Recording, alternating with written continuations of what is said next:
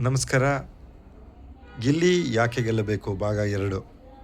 ಯಾಕೆ ಅಂದರೆ ಅವರು ಪ್ರತಿಯೊಂದು ನಾಮಿನೇಷನ್ ಪ್ರಕ್ರಿಯೆಯಲ್ಲೂ ಕೂಡ ಸರಿಯಾದ ಕಾರಣವನ್ನೇ ನಾಮಿನೇಟ್ ಮಾಡೋರಿಗೆ ಕೊಟ್ಟಿದ್ದಾರೆ. ಯಾವುದೇ ರೀತಿಯ ವೈಯಕ್ತಿಕ ವಿಚಾರಗಳನ್ನ ಇಟ್ಕೊಂಡು ಯಾರಿಗೂ ಕೂಡ ಅವರು ನಾಮಿನೇಷನ್ನ ಮಾಡಿಲ್ಲ. ಒಂದು ಮತ್ತು ಅವರ ಹಾಸ್ಯವನ್ನು ತಿಳಿಯಾಗಿ ಮನೋರಂಜನೆಯ ದೃಷ್ಟಿಯಲ್ಲೇ ಮಾಡಿದ್ದಾರೆ.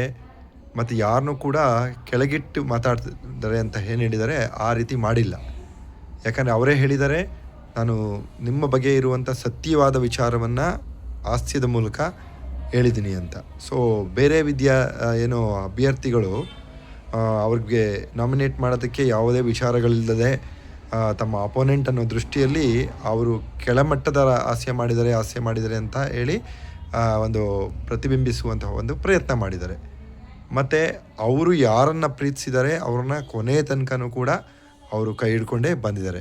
ಸೊ ನೋಡಿ, ಇವತ್ತಿಗೂ ಕೂಡ ಫೈನಲಿಸ್ಟ್ಗಳಾಗಿ ಉಳ್ಕೊಂಡಿರೋರು ಗಿಲ್ಲಿಯವರು ಪ್ರೀತಿಸುವಂತಹ ಅವರ ಸ್ನೇಹಿತರಾದಂಥ ರಘುರವರು ಮತ್ತು ರಕ್ಷಿತಾರವರು, ಕಾವ್ಯಾರವರು, ಮತ್ತು ಅವರೇ ಇನ್ನೊಂದು ಒಂದು ಸಂಚಿಕೆಯಲ್ಲಿ ಹೇಳಿದ್ದಾರೆ ಸುದೀಪ್ ಸರ್ ಅವ್ರಿಗೆ, ಅಶ್ವಿನಿ ಮೇಡಮ್ ಅಂದರೆ ನನಗೆ ಇಷ್ಟ ಸರ್ ಅಂತ. ನೋಡಿ, ಅವರು ಕೂಡ ಫೈನಲಿಸ್ಟ್ ಆಗಿ ಇದ್ದಾರೆ. ಸೊ ಇನ್ನು ಧನುಷ್ ಅವ್ರ ಜೊತೆ ಅವ್ರಿಗೆ ಯಾವುದೇ ರೀತಿಯ ಭಿನ್ನಾಭಿಪ್ರಾಯ ಇಲ್ಲ, ಅವರು ಕೂಡ ಇದ್ದಾರೆ. ಅವರು ಕೂಡ ಒಂದು ಒಳ್ಳೆಯ ಬಾಂಧವ್ಯದಲ್ಲೇ ಇದ್ದಾರೆ. ಹೀಗೆ ಗಿಲ್ಲಿ ತನಗೆ ಇಷ್ಟವಾದಂಥವ್ರನ್ನ, ತಾನು ಪ್ರೀತಿಸೋರನ್ನ ಎಷ್ಟೇ ಅವ್ರನ್ನ ದೂರ ಇಟ್ಟರು ಕೂಡ ಅವ್ರನ್ನ ಅಷ್ಟೇ ಪ್ರೀತಿ ಒಂದು ಸ್ನೇಹ ಭಾವದಿಂದನೇ ನೋಡಿ ಕೊನೆ ತನಕ ಆ ಸ್ನೇಹವನ್ನು ಉಳಿಸ್ಕೊಂಡಿದ್ದಾರೆ. ಮತ್ತು ಅಭಿಮಾನಿಗಳಿಗೆ ಅವರು ಕೊಟ್ಟಿರುವಂತಹ ಬೆಲೆ, ಕರ್ನಾಟಕ ಜನತೆಗೆ ಕೊಟ್ಟಿರುವಂತಹ ಬೆಲೆ ಅಪಾರವಾದದ್ದು. ಈ ಒಂದು ನಿಟ್ಟಿನಲ್ಲಿ ಗಿಲ್ಲಿ ಗೆಲ್ಲಬೇಕು. ಮತ್ತು ಅವರು ತಮ್ಮದೇ ಆದಂತಹ ಹಲವಾರು ಹಾಡುಗಳನ್ನು ರಚನೆ ಮಾಡಿ ನಮ್ಮನ್ನು ರಂಜಿಸಿದರೆ ಅದೆಲ್ಲ ತುಂಬ ಟ್ರೆಂಡಿಂಗ್ ಆಗಿದೆ.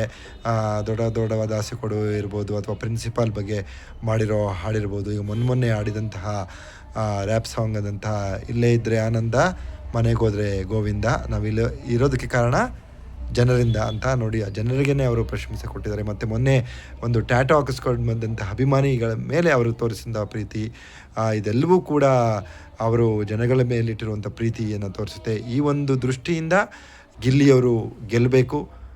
ಅವರು ಗೆದ್ದರೆ ಸಂತೋಷವಾಗುತ್ತೆ. ಅವರಂತಹ ಒಬ್ಬ ಹಾಸ್ಯ ಕಲಾವಿದ ನಮ್ಮ ಕನ್ನಡ ಚಿತ್ರರಂಗಕ್ಕೆ ಬೇಕು.